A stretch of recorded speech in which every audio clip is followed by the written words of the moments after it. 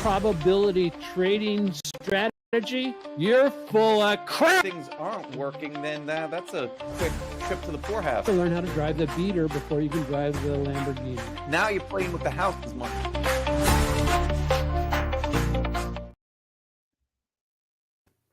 Okay, hey, good morning.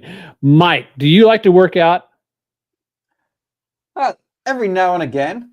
Oh, okay. So do you ever go to the gym? Yeah. Okay. And you've seen his treadmills, right? And Yeah, people running on treadmills, trying to run the treadmills. And have you ever gotten one of those and pushed it up to almost the highest speed you could possibly go and try to keep up? And you're just sitting there going, your legs are going really, really fast. And if one mistake and it shoots you off the back and you break an arm. Oh, it's funny that you mentioned that. I was trying to think, well, where is he going with this? But yeah, so at the gym that I go to there, I've actually put it up to the highest speed that it has. I think the highest speed it goes to is about 15 miles an hour or so. That's pretty quick.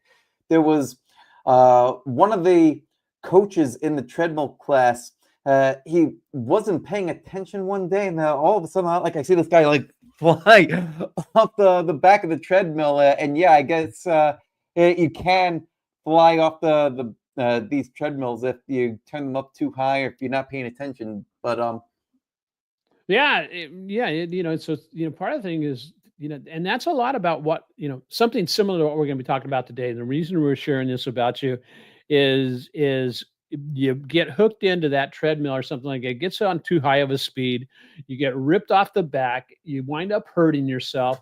And that's a lot what happens when part-time traders try to chase the myths that we're going to talk about today, that they think, that I'm doing this with the quotes in the air, they think this is what a trader's supposed to do. So, what if the very things that you've heard or you've been told about success in the market are actually the reasons why you're failing as a part-time trader? And today we're going to break down 5 of these market myths that quietly sabotage part-time traders and exactly what to do instead. Mike and I want to welcome everybody who's here today. And we're trying something new today also, Mike. I clicked the little switch here so that when people make comments, it's actually going to show up on the screen. And so we're going to have some fun with that. And so if you're out there, just say hi. Let us know where you're in from. Say if you're in from Texas or if you're in from New York, just put a note in there. And there it is. Pow! It popped up right there on the screen. I see it, Mike. There we go. And so that's awesome. And so Hey, Caleb, how you doing? Holly Springs, North Carolina. Love it. Yeah, there you go. So, Mike, good morning, Caleb. Who taught you about these myths? Okay, or what are some of the myths you believed in? Now, I realize which one's going to be the last myth we're going to talk about, which is, I think, the most critical. So let's not go there yet. But what are some of the myths you believed when you first got going with your trading? Yeah, these myths would come from all over the place. So the myths that trading is gambling, myths that trading doesn't work, myths that that it's manipulated not to get you specifically, myths that you need to be in front of the screen or very active all the time in order to make money, and if you're not very active, then you're not going to be making money consistently. All sorts of things like that. Well, how about you, Dennis? What sort of myths did you used to believe? Part of the things were just these false beliefs. It's what I convinced myself to believe about what I thought would be, the perfect idea of trading. Okay, this is what a trader does, without really having done the research to know what the trader does. What a trader does do. And my myth that I believed in is that I could just walk in and master this overnight, and it was going to be so simple, so easy, because of well, because of past successes I'd had in my life. Okay. Because I'd always been very successful in almost everything that I had done, all the way from, when I was going to school to become an engineer, when I was flying in the Navy. I mean, those are big those are pretty good noticeable achievements, right? Hmm. Um, and so I just assumed that piece of cake. We just walk right into learning how to trade, and or it's not going to take us any time to learn how to trade, and I'll be able to do it within a month. So Hmm. that it was gonna. So my biggest myth, I guess, was that it would take less time to become a master trader than it actually is taken. Hmm. so so that's part of mine.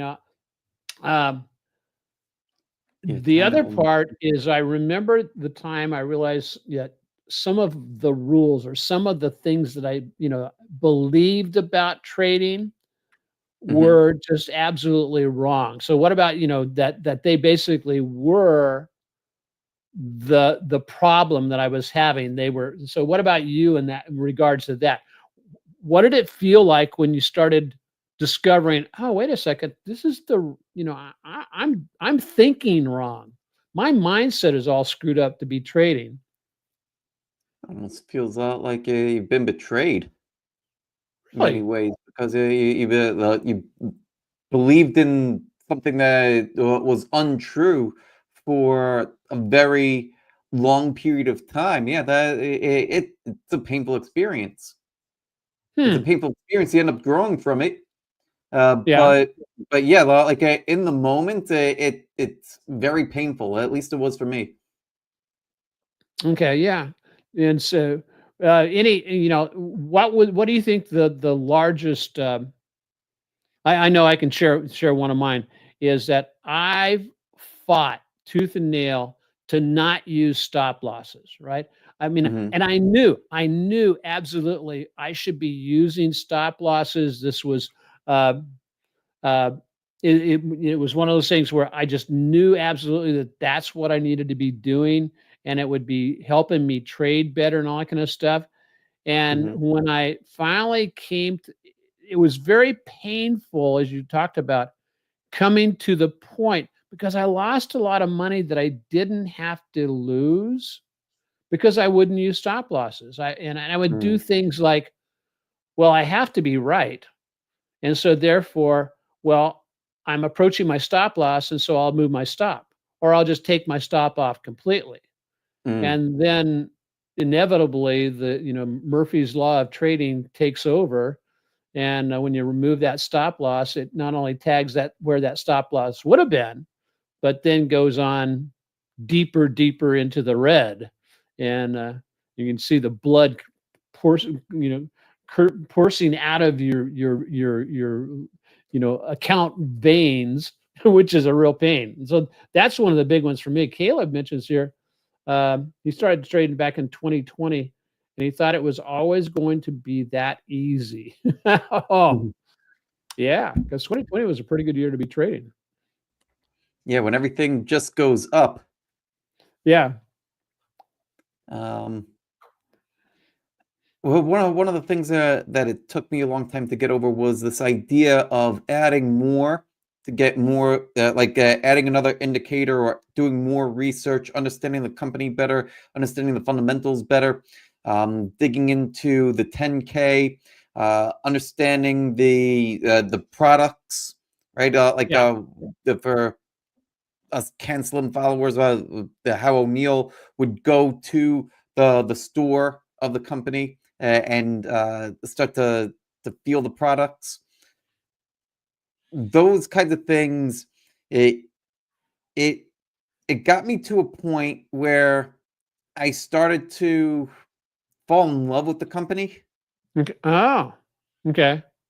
So, well, when you buy out of a base in Cancelim, and well, when price breaks out, so that's the easy part.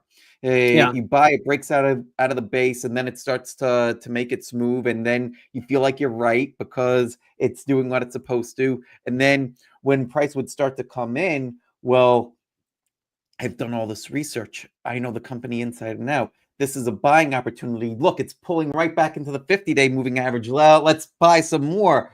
Oh, it's on its way to the 200-day moving average right now, and that would be the end of that trade. So, what I learned the hard way in doing that, what had a bit to do with my beliefs about the stocks of my system, even my personality on how I would need to manage trades, and Okay. how in many cases I've been better off not knowing much about the company beyond it passes X, Y, and Z screens, and here it is, Right. and then trading it based off of the chart. Yeah. I get that. And one of the things that's really crazy used to hit me is uh, this concept of I have to either, like, I would divide my capital up into like 7 parts, okay, and I would invest 7 equal share, pieces in 7 different entities, as an example. And I had this concept in my mind, hard belief, that uh, I had to go all in. A seventh of my position had to go in, and I had to buy a full position every time. And then the second half of that was, well, I have to exit a full position every time. And Mm, what have found in real life trading is that, oh, it's okay to buy a half position. It's okay to buy a quarter position based on your risk profile. And it makes so much sense. It's okay to exit a position once you start hitting your profit targets, right? And all of a sudden, I learned how to be a winner rather than, because when you look at it from a probability standpoint, the probability mhm, of getting a 10% gain is a lot higher than the probability of getting a, let's say, 20 or 25% gain, right? mhm, So if I take off a little bit of profits at 10% and make the rest of my trade break even, you know, mhm. wow, I have just achieved something that's just absolutely amazing. Is basically I've taken some profits off and protected myself against any losses. And I think when I discovered that was one of the huge things that helped me as a part-time trader, because Mhm. I still consider myself a part-time trader. Oh, why is that? Um, because in my mindset, I think of a full-time trader, the guy is the guy or gal who parks themselves. They get in front of the computer an hour before the market opens. They're basically scanning, shooping, and they're doing a lot of this work while the market's open to go in and out of trades. Not a day trader per se, but they have this mindset that I have to be totally exposed Mm, because in my job I worked an 8 to 10 plus hour day. Therefore, I think many part-time traders, they try to recreate that because that's mhm. their mindset. Okay. Right, right. That's their definition um, of what it means to be, a full-time trader. Where where I think where I think for the majority of us, and I know yourself, when you're busy running a business, I'm busy running a business. And Right. so I that's the other reason why I consider myself, I'm not a full-time trader. And I almost take pride in the concept of I can run my trading business and it generates, you know, an equivalency to what my, other business generates, on a monthly, weekly, monthly, yearly basis. Uh, but it doesn't take me nearly the time. It might Mhm. take me 3 to 4 hours a week to run my trading business, Right, right. where you know what I'm saying? And when I'm working on the autopilot trading service, that's going to take me, 20, 30, 40 hours a week with all the other stuff that has to be done with that. And I bet you find it's the same way with moral wealth. Oh yeah, absolutely. The real time is dedicated to the business for trading. It if I were putting together reports and videos and education, the trading part that would be done maybe in about 15 minutes a day, Yeah. maybe a little bit longer on the weekend. Yeah, exactly. Yeah. And so, anyway, hey, we're going to be talking. The last myth we're going to talk about today is the biggest wealth killer of them all, and it's one most traders still believe in. So you're going to want to hang around and let us Mhm. talk about that. And remember, hey, drop the comments down in the comments because we're live screening it. It's showing up there. Mike, can you see the live screen popping up on your screen? Yeah, Where yeah. Good morning, Yeah, it's Charlie. totally cool. And so, anyway, hey, part-time traders. The first myth we're going to talk about is part-time trading equals part-time results. Right. Um, so, what do you think about that? I mean, is that one of the reasons why it drives people to try to? Well, the longer I spend in the market, the more profits I'm going to make, and how foolish Well, is that? but the first point here, if I just had more time, I'd be a better trader. I think that there's some truth in it from the perspective of if I had more time to study, if I had more time to do my analysis or to make trading plans, right? Because you're working 9 to 5, 9 to 6, 9 to 7, or Sure. the whatever kind of crazy hours. Uh, Often, well, what happens is that our trading time, analysis time, uh, it, it's uh, it tends to be interrupted.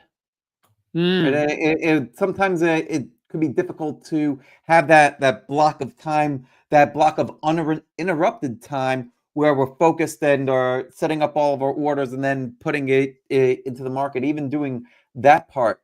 So if I had a little bit more time or block of time to study and do all this, then I could see that being uh, that part actually being true. okay. Um, I think that part of that line of thinking uh, may have to, or it might be related to maybe, I would say, the expectations. So coming into trading and believing that it's something that might be a little bit easier. I think you made that point Yeah. earlier, Yeah. and something where you might need to dedicate more time to learning. Something that might take you a couple of years to really learn and master. Okay. Yeah. Okay. No, I get that. And so, when I look at that more time thing, and speaking for myself, um, it, it, it, I don't know if it was that I needed more time as much as I needed to be more consistently disciplined with my time. In Mm, other words, and also I needed to be more I needed to have a better plan on what I needed to learn, and I know that's kind of challenging, for a lot of people. A better plan on what to learn. And I know you wrote your book, uh, uh, on the trading mind wheel, and I've written my book on trade your way to freedom, and we get into the mechanisms of simplifying what you need to learn. A simple system, and I think that that's one of the objectives is to have a simple system to work from, because I think that the quality, the time to learn, like I said, if I just had more time, I'd be a better trader. Well, I'm sorry, but that's an excuse. mhm, I think that that's an excuse, uh, because it it it focuses on it misses the focus. It misses the mm, focus on what do I need to do to find more time or be better with my time, to come back to focusing on what I can do. Where if I just, blame it on, well, if I just had more time. That's like saying, well, if I just had more money, I would be a better trader. That's baloney. I mean, that's BS. I mean, we've all heard that. Well, if I had a bigger account, I could make more money. Uh, Mhm. if I just learn how to trade options, even though I don't have much money, I'll make more. And they step into the trap because what have they not worked? What did I not work on? I didn't work on becoming a better trader. Mhm. And as you said earlier, how long does it take per day to become a better trader? And I'll venture to say if folks will just invest 15 minutes a day, 20 minutes a day, maybe a half hour a day on developing the skills to become a better trader and then put those into action actually in their trading and maybe start paper trading before they start trading with real money, they can build themselves up to where they're really, where they will start making more money and sometimes turning a part-time effort into a full-time income. I mean, I think that's the underlying goal for a lot of traders, don't you think? Yeah, absolutely. They need to know what to practice. That they need to practice, have dedicated time for practicing, especially when you have limited time. And then you need to know what to practice and how to practice those things. Okay. So does that fall into kind of like the thing there that where we what routines or habits give you, you give you personally structure without demanding more time? What routines give me more structure without Yeah, demanding more yeah, time? yeah. Well, Well, when it comes to all the things that I talk about in the trading mind wheel, I think that one of the first things that we need to do is to figure out our beliefs that we have Mm, about trading. Have a block of time scheduled just for that, and you're not going to need to do this all the time. Once you get it down once, you're good for a while because it's not where we're going to start having weird beliefs pop into our head all the time. So you block out this time to do this exercise of, well, what do I believe about trading? What do I believe about myself? What do I believe about mhm. money? Yeah, Get those out onto paper, and then start to think about, well, okay, I've got my beliefs. What are my goals? What am I trying to do with trading? And yeah. then you could start to see, well, does do I have beliefs that are helping me get to my goal, or do I have beliefs that are hindering me from getting to my goal? Spot on. And then Yeah, we could start to reconcile those things. yeah. And so, do you also? I also think you throw in there the concept of journaling, but Mhm. journal your thoughts. Journal what do you say to yourself? What kind of discussions do you have with yourself?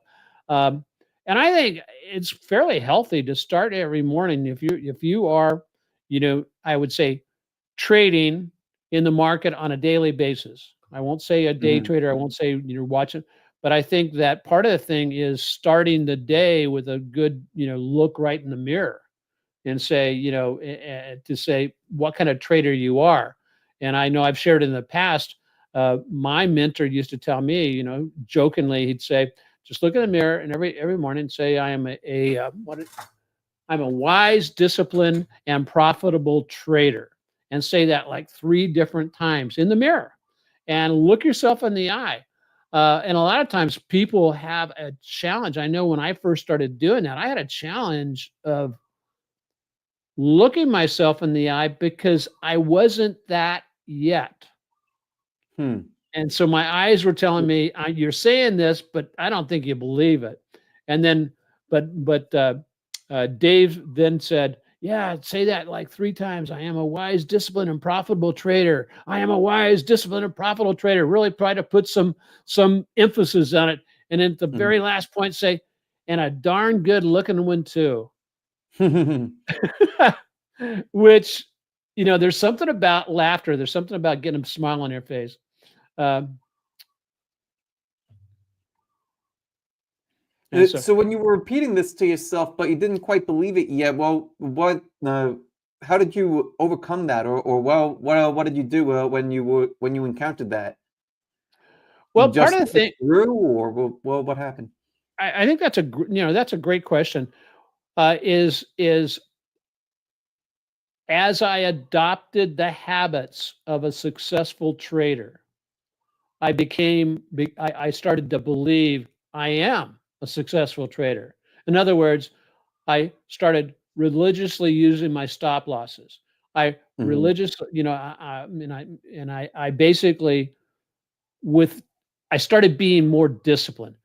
And it was mhm. like that aspect of consistent discipline leads to consistent results. Yes, Inconsistent discipline leads to inconsistent and losing results. And yes. so part of the thing was it was a process. It was a process of becoming that, for me at least. And I Mhm, think that that is applicable to a lot of folks. And I was doing I love listening to Jim Rohn, and Jim Rohn has a statement um, where he says, "How long do you want it to take to become good at what you want to do?" Now, most people would answer that and say, "Oh, well, I want it to happen as quickly as possible, right?" right. So that's the acceptable answer. But in reality, actions are speak louder than words. And Mhm, so a lot of people go, "Well, yeah, that's what I want to happen, but I'm not going to I am not going to actually, put in the work to become that. I'm not going to do the reps." And so they mm, get stuck into a situation where they're driven by either perfectionism or they're driven by procrastination. And they never get to the place of finally breaking down and doing the thing. So, yeah, Caleb, I love Jim Rohn also. I had the great fortune many years ago to actually uh, be in a 3-day seminar with him and about another 150 other people, and it was amazing. And so, love listening to his recordings because I hear him. He would flick his pen when he was talking, and he would hit the desk, and I can hear that in the recording, and it just brings back a lot of really great memories. So so if you don't get paid by the hour in trading, you get paid by the decision. This is what Brian Shannon says. Um, and we talked about what routines and habits. What about you, Mike? What specific habits? I mean, if you had one habit that you could say, this is something that I would suggest all traders do, what would that one habit be? yeah, you have to plan your trades. You have to plan your Plant. trades and execute your plan. Okay, I love that. I love that. So, and that's another thing that used to trap me is I Mhm, really thought I needed to be in the market or be aware of the market first thing in the morning and mhm, work that through the day. But then that would keep calling me back to look at the chart throughout the day, and the that triggers emotional responses and emotional decision making sometimes is very faulty, and I would make a lot of dumb mistakes, and I still have to fight myself after over 30 years in the market, fight myself every day mhm. to not make any trades during the first hour of the day. And so one of the solutions I've found to not make a trade during the first hour of the day is Mhm. I sleep until after the first hour of the day is gone, because the first hour of the day here ends at 4:30 in the morning. And so then the rest of the story there is my safe time to trade is the Mhm. final hour of the day, or by putting in conditional orders on the weekend and let those conditional orders, the fire and forget orders, do their thing. So Oh, and the fire and forget orders are the ones that'll, so if it pops off at the during the first half an hour, then that's okay. Oh, yeah, yeah, because I'm not sitting there pulling the trigger has already been pulled. It's just waiting Got for it. the Got it's waiting for the condition, the perfect conditions for it to trade. So, it. anyway, Okay. Yeah. time Well, we're freedom kind does of doing similar things then. yeah. And It's so that good. time freedom doesn't require more screen time, it requires higher quality reps. Um, Mhm. Indeed. and then, a time when, we think about a time when less trading actually improved consistency. I know that's worked for both you and me both, Mike. And so Hmm. one of the things that we encourage is oftentimes think about weekly trade. You do a weekly trading schedule, watch list prep, pre-flight, or a pre-trading checklist to make that your decision filter. And so, if you want more results with less stress, simplify, systemize, and trade on your terms. I think that might be before we get into the next part. Is I think that's a mindset thing of Hmm. coming to the point of being able to accept that you can trade on your terms rather than the market's terms. And a lot of people get hung up, well, if I don't take this action right now, the market's going to run off and leave me. Hmm. And getting to the point where you can say, well, it's okay, if that does it. So what about myth number two is if I miss the open, the day's done. I think it depends on your strategy. If you're trading a strategy where you have to trade the open, then this is another one where it might be true. However, if that's misaligned with your ability to execute, then I think that this in that scenario you need to find a different strategy. Hmm. Okay. So was there ever a time when you felt pressure to be trading like right out of the gate? You felt pressure of Um, I really need to be in this in a trade for today to be a successful day. Well, hey, not where I need to be in a trade, but there's been plenty of times where the market all of a sudden it'll open with a thunder, right? And you Mhm. just see everything popping off, and all of a sudden you see a lot of trades breaking out. You see the indexes breaking out. The things are up very nicely, and then those kind of thoughts, those chattering monkeys, as we call them, say yeah, you're missing the boat. You're missing the trade. You have to jump in here before it leaves without you. Well, Yeah. that those are the kinds of things that need to be ignored because Mm, there's always going to be another trade.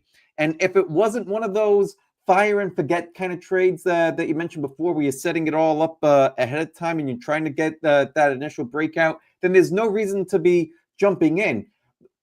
What happens so many times is a trade will break out and then it'll come right back in. right And on. if you try to chase, then you're buying out a position, you're increasing your risk, and that's what tends to hurt a lot of people. Yeah, yeah, without a doubt. And so, one of the things I've with this particular topic of if you miss the open, you miss the day. Uh, is if you spend some time studying what really successful day traders, and scalpers, the patterns that they utilize, Hmm. it can be very instructive because you'll find that they will see the breakout. Well, they don't buy the breakout. Normally, they have a plan where they know that most breakouts will get a 50% and they'll do what's called a half back, right? And Hmm. price action will fall halfway back. That's the old Fibonacci 50% range, retracement. And that's Hmm. where they will put their orders in. And then if it gets hammered, it takes them out to the downside. Now they're using a time frame chart, a minute chart, 5-minute chart, maybe 15-minute chart to do that. But there's a big lesson to be learned from that because we longer term traders who are trading like the longer term swing traders, uh, because we have to wait a little bit longer for our halfbacks to happen. It may be a few days or a few weeks, uh, Hmm. but it still works. The same patterns still work. And so I think that was a big, in my education, that was a big discovery going, oh, and there was a crossover between the day trading, philosophy or patterns and my swing trading to go, oh, this is the way these pullbacks work. And sure enough, I mean, I know you use Fibonacci's, and aren't you just Hmm. sometimes just shocked at how accurate Fibonacci, retracements work? I mean, price Yeah, action well, comes when it back to works, it works. yeah, One of those exactly, things when you exactly. overlay it and it works, it works. Sometimes it doesn't, but when it does line up, it really is uncanny how well it does line up. You're right there. And um, so what's your best setup that you like? What if the best setup yeah, excuse me. What if your best setup doesn't trigger until later in the day, later in the week? How do you manage your thoughts and emotions to deal with that? Oh, that doesn't matter all that much to me. When I'm setting up my trades, if I find the setup that I'm looking for, I'm anticipating the breakout. So, Okay. what does that mean? That means that I'm set it very similar to yourself with the set. What do you call it? It's a fire and forget. Yeah, fire and Uh, forget. yeah, so I'm doing that same kind of thing where uh, I find the setup. I'm anticipating the breakout. I set up the entry, the stop loss, where my targets are going to be, and I leave it alone. And if it triggers, then I'm in, and if it doesn't, then I'm not in. So that order could be hanging out there for the whole day, and then I'll reevaluate the trade at the end of the day. And if it still looks good, I'll leave the order in place, Yeah, yeah. and try again tomorrow. And that's how it goes. Yeah. So yeah, that's one of the things that I do with my weekly orders is I'll define, like 5 top stocks that look like they've met all the IBD fundamental requirements. Now they are showing some really strong strong technical areas and areas of support. And so I'll plan my trade around those, put my orders in on Sunday evening, right? Sunday or Saturday, put those orders in. That's for next week, right? And Mhm. and the cool thing about it is I let that order set all the way until close Friday. If it gets Mhm. filled, great. If it doesn't get filled, great. That's okay. Um, and so, but that'll sit there, and very seldom do I actually make a modification to the entry order because Mhm. I've defined exactly the area I want to get in at support. That if it pulls down to there, great. If it doesn't pull down, great. But like you said, I'm really good with that, and we've made some modifications to how we actually do that. Where we used to do it point, where we have a specific point, so it has to get down to that point to buy in, and we modified that here recently to make it where we do a uh, uh, um, uh, a kind of a stop limit order, but we trick the Thinkorswim platform so that you don't get kicked out of the stop limit order, so that it will, but it acts like that. So if the price action gets in this little range, Mhm. that's where we get in, and so it's improved our take rate, where we're getting more trades actually hit rather than doing it with a single point. And so. Mhm. Um, So let's see. Let's jump into the. So remember what Mark Minervini says: the market is like a bus. There's always another one coming, and and that's like my mentor used to tell me: the best trade of the year comes around about every 2 weeks. So so opportunities show up throughout the day and week, especially for swing traders. And so, what do we need to do? Well, we need to teach ourselves how to scan appropriately. Late day entries oftentimes work out better for swing traders. Mhm. And then also teach yourself how to find setups and triggers midweek. Um, so we'll show you, we'll talk about some of our favorite trades here shortly. But the next big question is this myth of professional traders don't make mistakes. So I shouldn't either because I'm going to be a professional. So that's Well, the if next myth. professional traders don't make mistakes, then I'm in a lot of trouble. Yeah, Yeah, that it's not about the eliminating. Uh, it's not where you're never going to make a mistake. I think that we need to define what is a mistake and what's not a mistake. A lot of okay. people think of mistakes as a trade that's a losing trade. If that's your definition of a mistake, then you get ready to make a lot of mistakes. Yeah, The right on. best traders, most traders are about 50% win rate, 60% win rate, somewhere in there. You don't need to be right on every single trade or make money on every single trade. But if our definition of a mistake or not is, did I execute my plan? Yes or no? Well, then that's when we should be at or near 100%. If we Mm, define mistake as, did I follow my plan, my trading plan, my business plan, yes or no, it should always be yes. And if yeah, on the occasions that it is no, we shouldn't chastise ourselves. We should give ourselves some grace, but we should also at the same time write down, why did I not follow my plan? Every mm, single time, whether we follow, why did I not follow my plan this time? Because what we'll eventually start to see are patterns. We'll start to see yeah, patterns repeat. Was it an emotional thing? Was it some sort of an interruption? Was it a certain time of day, a certain day of the week? No, well, what's happening? And then that'll yeah, help us to deep dive what's causing us to deviate from the plan and get yeah. back on track with our discipline.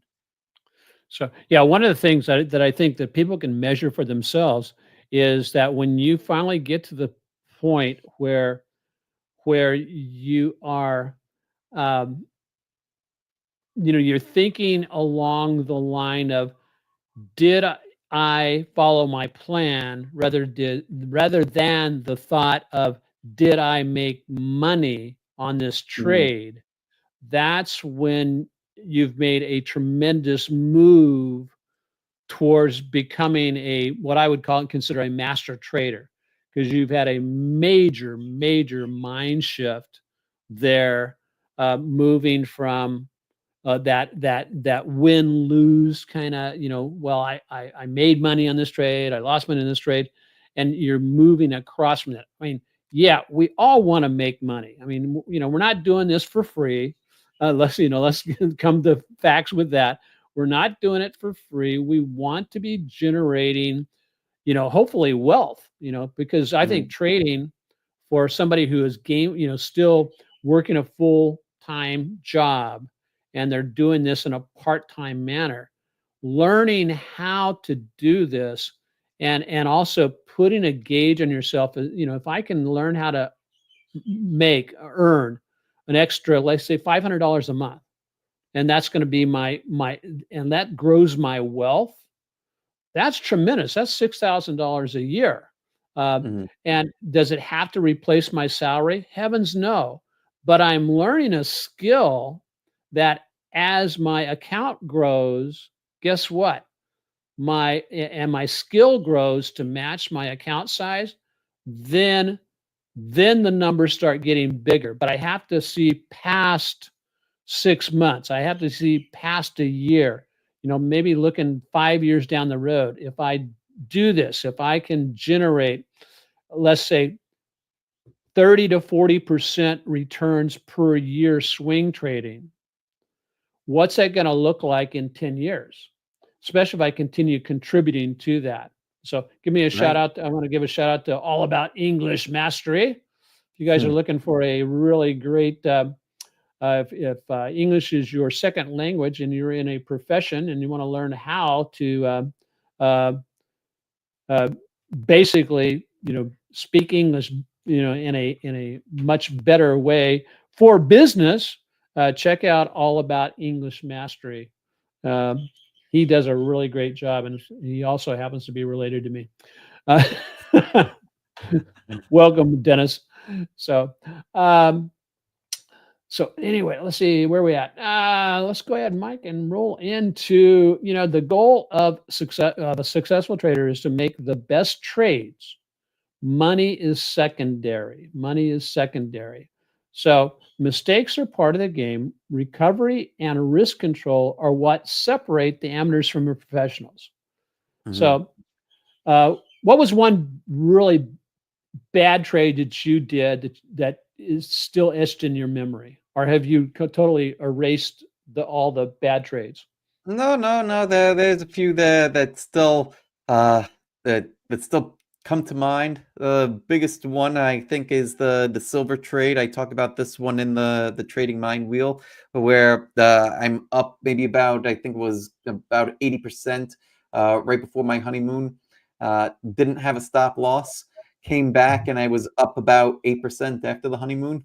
That I think that takes the cake as the worst trade that I've had. Um, Biggest lesson: always have a stop loss. So that was a good thing, but that was one of the most painful ones. How about Yeah, you? I think I had a back in oh gosh, this is back in early 2000, around that time frame. With all the dot com companies that were coming on, and I invested in a couple of them, and it took off really fast, and I was up very very nicely, and then just overnight it crapped out. It just basically tanked, and I wouldn't use stop losses, and so I just watched it continue to fall, continue to fall, continue to fall. Uh, until and I can't remember exactly what I bought it for, probably about $10 or so. Um, but then what happened was, for whatever reason, I never sold the stock until it was totally delisted and went to absolutely zero. That's the Wow. value of these shares. I had zero. Um, they even changed the name of them, but they were no longer being traded. And so that's the one memory that I have. And then on the flip side of that, though, I also have good memories of of, and I joke about it a little bit, a lot. But I was trading options on Mastercard, right? And Mastercard Mhm. was a very, you know, excellent uh, technical stock to be trading options on at the time. And got into a trade, and had $3 or $4,000 in it, and all of a sudden, pow! It more than doubled, very very quickly. And so I jokingly say that by having the that Mastercard helped me pay for my son's wedding. Um, Mhm. okay, and because it did. I mean, it basically it uh, uh, gave me enough, because we generated like $6,000+ in profits on that. And what that did was gave me the cash to be able to pay for his rehearsal dinner. So Mhm. that was a fun one. And so um, I love this next one, Mike, and then we're rolling up there quickly, guys, to get into the very very last one, which you don't want to miss here. And so the next one is, I just need the perfect system or indicator, and then I'll be successful. So, you know, this is kind of a pattern interrupter. Just that concept of I'm on the search, and I've been there. I'm on the search for the perfect indicator that's going to tell me exactly where the bottoms are, except exactly where the tops are, so then I can take action. So, um, have you found yourself jumping from system to system, hoping one will finally work? Not from system to system, but I think that something like this is can also come within a system. What's that Well, mean?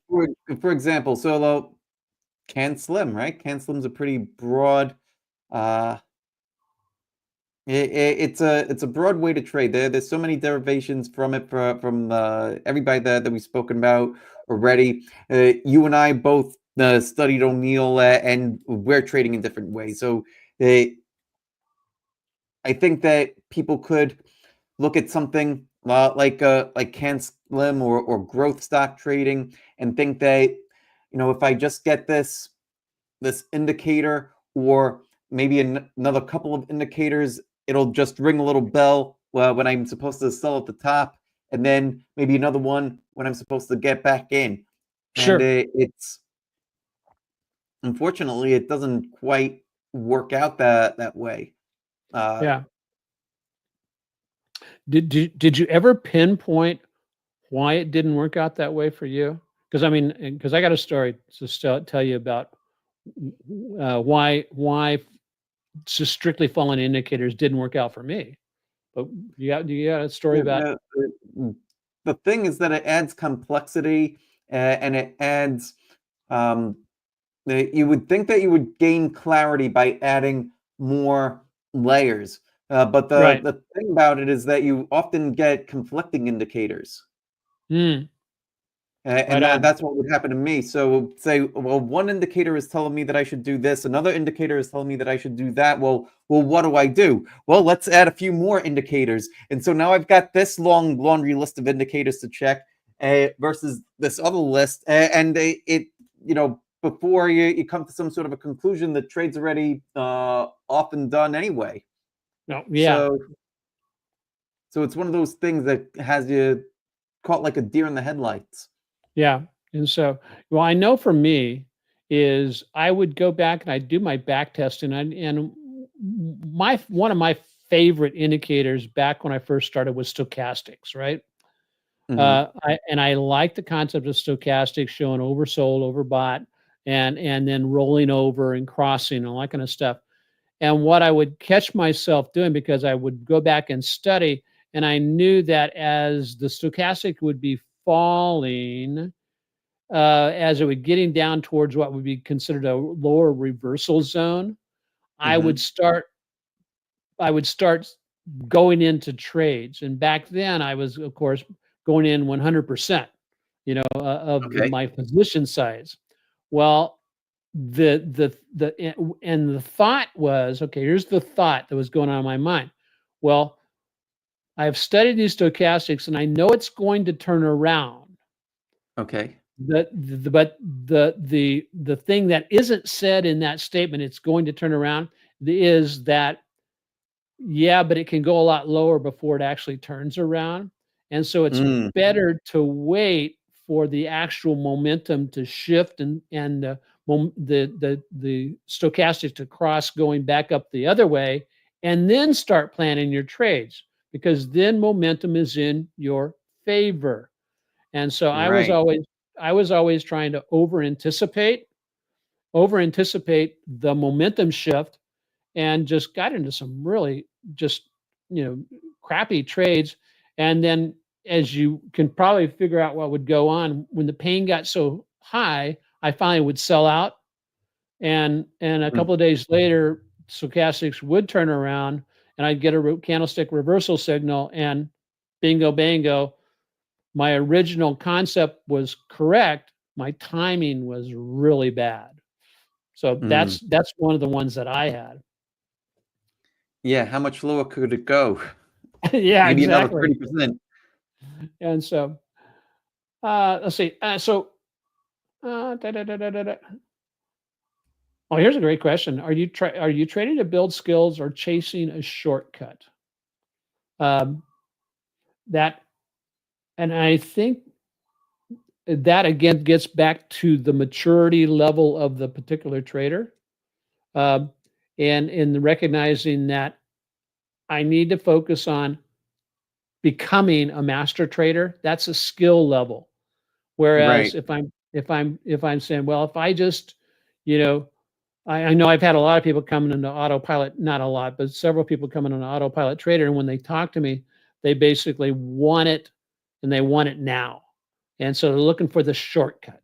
They're looking for the shortcut. They're looking to cherry pick. They don't want to sit for a month to learn a system, or certainly don't want to sit for 90 days to get our total mentoring package, even though if they would do that, they would come out the other side a trader who has had over 400 trades, who basically has seen how the system works. They and know how to make the system work for them. But so anyway, that's some of the thoughts. And so, what about you, Micah? Uh, are you with that concept? Are you trading to build skill or chasing a shortcut? Yeah, I think that, well, when people have been trading for a long time without success, you might start to feel like you're running out of time, Oh and yeah, that's why the idea of, okay, if I just make one or two tweaks, then I'll get success. And you think that it's just one or two tweaks, and but you're really falling into this trap of chasing a shortcut. mm, mm. Okay. No, that's Because excellent. the Just because the focus is on the success, the focus isn't on the process. It's when we yeah, shift our focus to being process oriented, that's when real progress starts to become made, because we're not worried about the P&L anymore. We're focused on, am I doing what I'm supposed to do? And if we are, then inevitably the results come. yeah, yeah. And so the um, I think that is also just gets back to the focus of your discipline. It gets back to the consistency of discipline. Caleb mentioned something about no shortcuts anywhere uh, worth going, or no shortcuts to anywhere are worth doing. And it reminds me of something Jim Rohn also said. Jim Rohn also said that what is failure? Failure is uh, a series of bad decisions that become habits made continuously over time with no correction. Approximately, I'm paraphrasing. Mhm. And what was his definition of success? His definition of success was a series of good habits established with discipline that leads you to success. And so, again, those are paraphrases, guys. But what we've been waiting for, Mike, is while there is no system that can fix what discipline and review are meant to solve, and there's times when simple setup worked because execution and mindset were locked in. So pick a system, master it, um, and the fact of the matter is on like swing trading system, they're all very, very similar. I mean, they really are. And so learning how first, learn how to use it, learn how to use a successful system. And that may take you several months, maybe even a year, but Mhm. be so dedicated to learn that system. And then once you learn it and you're getting the success, the Mhm. profits that you've been looking for, the trading success you desire, then start monkeying with it. Because I know you've had members come on board and they all of a sudden, they've spent 2 minutes looking at your system and are immediately jumping in and saying, well, this needs to be fixed, this needs to be fixed, or this is the way I'm going to do this. And they spend zero time learning a successful system because they already have in their mind that that they're brilliant and that they don't need to be coached. Um, that I'm not sure I would agree with that. To be honest Which with you, part? when most people get to the accelerator level, well, one of the first things that we're doing is we're hopping on calls where we're dissecting, or not even dissecting, but trying to get to understand where people are at. Yeah. Uh, by having this kind of a more personal relationship with people, it's not where I'm trying to change where uh, what anybody's doing, or to tell them that, hey, you need to trade the way that I'm trading. It's more about working with them and, well, what their goals are, and seeing, well, what are let's try to work through what some of the hurdles that you might be facing are, identify what those hurdles are, and then figure out the way to go over, around, or through them. Sure. and what Okay. needs to be done there. So people come to us from well, we've actually had a few day traders come by, a couple of people that trade options, and then the majority of people are similar to me, where we're trading growth stocks and swing trading Yeah. and trading momentum. So, yeah, and what I would well, and I agree totally with what you're saying is that and helping people find that find their own sweet spot. Um, Mhm. but I what I'm talking about is they anybody who comes into your system has to be coachable, right? They have to be coachable, of course. Okay. Well, but people don't necessarily show up without being coachable. What's that? I think that most people that show up are coachable. It's rare that the person is uncoachable. Although and I have seen, and now that I think of it, there have been one or two people that have come through that have been uncoachable. Okay. The things that tend to make people uncoachable are if they're unwilling to change, Okay. And so unwilling. yeah. And with that, I think I'm trying to say the same thing that you're talking about is that if somebody shows up and they are not they are uncoachable, then Mhm. they already have in their mind what the way they think it should be, and so their expectations are sometimes disappointed, because of that. But uh, if they remain uncoachable, as you say, if they remain uncoachable, then it limits your ability to be a mentor. So in Right. other words, they're not meeting you halfway. Right. It's the sin against the it's the one unforgivable sin, right? The sin against the Holy Spirit. Why is that the unforgivable sin? You Because because you're not willing to accept God's grace. You're not willing to forgive yourself. If you're not willing spot to forgive on. yourself, then well, how could you be helped? Yeah, spot on. If you're Spot not on. willing to change, yeah, that's where it's at. Well, we've got to be willing to change. Uh, that's what coachable is. So, yeah, I agree. So, well, drum roll, please. The last myth, okay, now don't hang up, guys. The last myth we're going to talk about is I need to trade every day to be successful. Mhm. Have to all and the underlying other aspect of this is I have to always be in a trade to make money. So so when was the last time you stayed out of the market and felt good about it? Right now. Oh, really? Are you out of the market? I'm not completely out of the market, but last week I was taken out of a couple of trades. I've just got one right now, Spotify that's still doing pretty well. But yeah, this whole grinding market that's been moving up. This has not been an easy market for me. No, in the least. There's been Yeah, I've experienced so many failed breakouts. It at some points it's had me start to think like, well, gee, is it me? Well, what's going on here? And then I have to remind myself, be coachable to myself that yeah, nope. This is one of those kind of market environments where the you could have the indexes doing one thing and most trades for that are breakout style trades yeah, not not work. There's been so many fake outs. But then there's other systems out there like I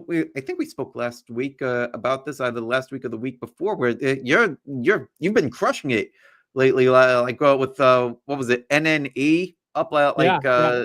60% or something like that. Yep, And yep.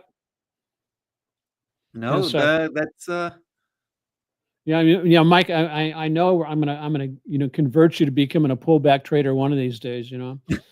Maybe. So, Oh, I should the system hop. yeah, no, no, no, no, don't system hop. Just expand and adapt. So I Mhm, think one of the things that I mean that confused me, or basically was just a bad thing, bad belief that I had, was that concept of that, you know, and I tied this to success. I had to find something to trade, or I was being unsuccessful. And the mm, fact of the matter is nothing could be further than the truth. That is a huge lie, um, okay. that a false belief, because the fact of the matter is it gets back to what we were talking originally about, is that be successful with your system. And if your system is basically saying stay out of the market, be no investment whatsoever, you are being successful. And so if anything, learning to put more value on protecting capital rather Mhm, than growing capital at times. Now, there's times when you want to back up the truck, fill it up for a big run, and we're kind of, and from my perspective, we're kind of seeing that. We started seeing that about 2 months ago, mhm, and we've had a really nice push up. We're still looking, take a look at a lot of the charts of the indexes, not kind of stuff. We're above the moving averages, all the moving averages. And so we're in a power trend. Now just be patient to continue on with that. But that I need to trade every day, or be in a trade every day, is something that, once I destroyed that belief, one, it helped me sleep better at night. It mhm, it it keeps me calm. It keeps me settled, because I know that it's like the seasons. It's like the seasons, right? You know, winter follows fall, and then spring follows winter, and it's like the ebbs and flows of the market. They are always very, very similar.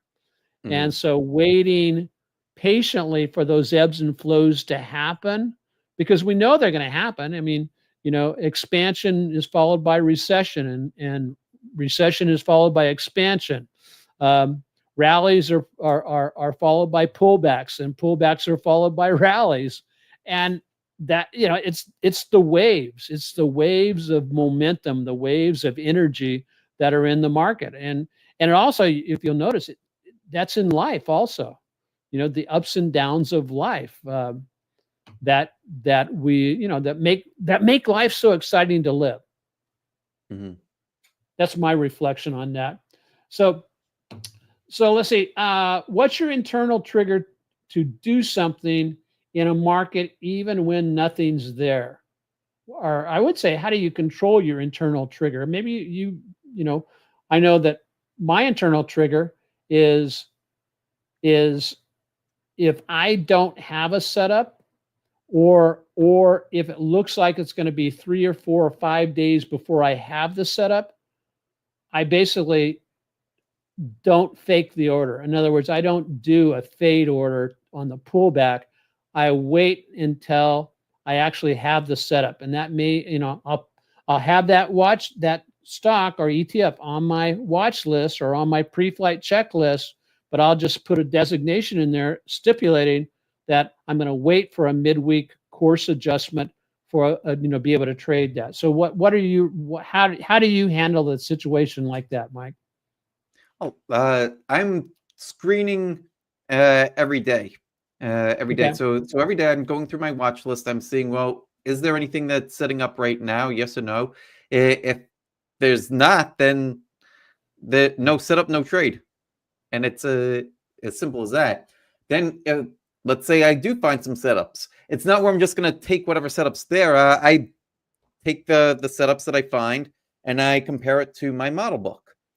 Is Okay, the trade cool. setup that I found, does it compare to the model? Because the models all uh, those ones do very well. Then if it's close to the model, then great. Then I'm willing to put it on. And it's not where every model trade will perform. It gives me the best odds of success. And I only want to take trades where it's high probability, high reward, and low risk. That's the formula. Yep. And it's like I know some traders have labeled those setups like you're talking and describing right there as their A+ setups.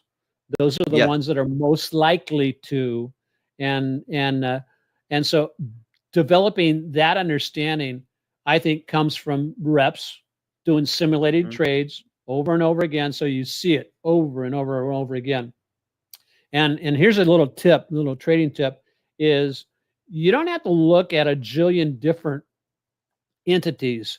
Go and look at the spiders, go and look at the Qs, and you'll be able to see and find your setups in those. And then that's transferable knowledge to when you look at a stock, a top five growth stocks, because it's transferable. And you say, oh, that's the pattern I saw, when I was reviewing the spiders. And you say, okay, now I need to take action. So that's awesome. So let's see here. Any questions from anybody out there? I want to thank Caleb and Dennis Jr. for and Chris for participating. We really love seeing those comments. And Charlie. And so we're glad to see you guys. And so we'll be. Jesse Livermore said, the desire for constant action is one of the most insidious enemies of successful trading. So waiting, I know. Waiting is a position. In other words, cash is a position. Patience equal profits. Being flat the market is a strategy, not a surrender.